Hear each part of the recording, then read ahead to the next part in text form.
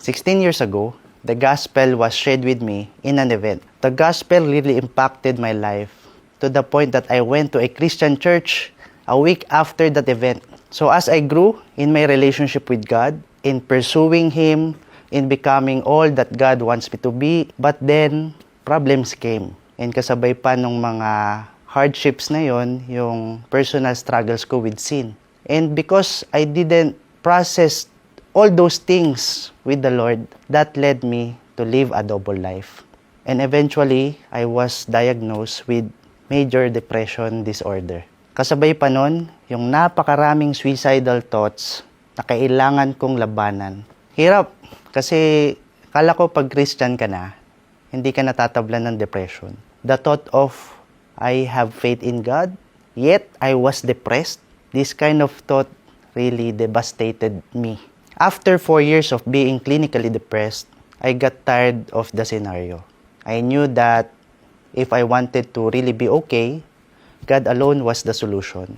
So I held on to God's promise again in Philippians chapter 1 verse 6. For I am confident of this very thing, that He who began a good work in you will perfect it until the day of Christ Jesus. Yung verse na yon gave hope and strength for me to do my part. Desperate to be restored, I attended a CCF prayer and fasting night watch. There, I humbled myself and lined up to be prayed for.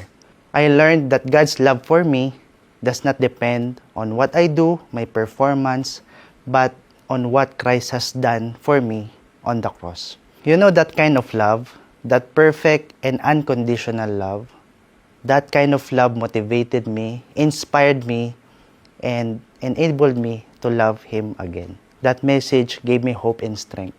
Eventually, I joined a discipleship group with a D group leader who shares a similar journey with me in overcoming adversities and in being restored by God's grace. By God's grace, I pursued growth again in my faith journey by studying God's Word, by praying, and by constantly attending D group where I can be accountable to others. So right now, by the grace of God, inalaw ulit ako ni God na mag-disciple ng mga men so I can help them in their walk with Him. And kami ng wife ko, nagdi-disciple na din kami ng couple. Gusto namin, desire namin na yung marriage namin ay maging blessing din sa iba.